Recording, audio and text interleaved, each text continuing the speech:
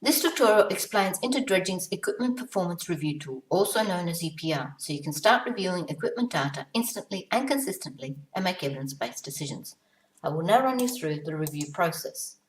The example file shown can be downloaded from the EPR webpage. Now open the EPR file. This EPR file only suits a certain data file format. Typically on a project, yesterday's data file is opened. In this instance, however, we will open a typical data file which is included with the example files. Let's quickly set up the file locations for the various required example files. First the data file, which is this CSV file, then the speed zone file, and lastly the surveyed area. Now ensure that the radio buttons down this page are selected and then select the menu item process.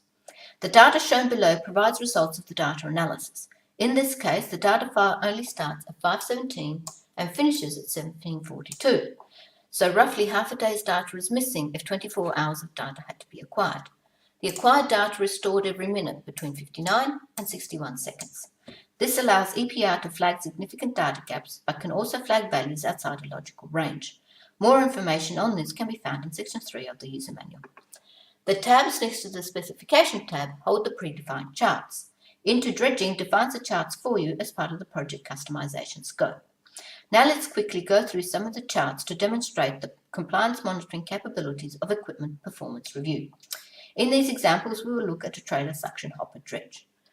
Chart 1 shows a track plot in blue with red dots printed on top whenever the vessel speed exceeds 10 knots. This small corridor here shows a speed restriction zone close to some precious coral in which the vessel speed was maintained below 10 knots as required.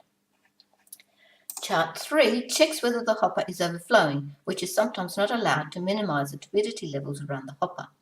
In this case, if the level falls below a certain threshold value, red dots appear on the chart to show overflowing has occurred, which is what has occurred here. Chart 4 track plots the hopper dredge to show whether it has remained within the surveyed area indicated in grey, so that any spill can be revealed with a hydrographic survey conducted after the dredge project has been completed. The hopper is only allowed to open on the spoil ground here. The red dots indicate that the hopper remained closed until it reached the spoil ground and then opened here, as indicated by the green dots.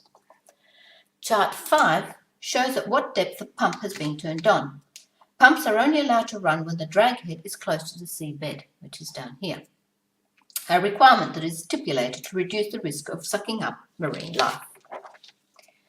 These charts are very powerful visualization tools that can be shared within the team to make evidence-based decisions, to improve performance, and more importantly, to reward good performance. Get your project customized and start reviewing your equipment performance instantly and consistently. Simply pay your project customization fee, as shown on our website, and send your data files, including specifications, to support@interdredging.com. The tool can read any ASCII file from any equipment.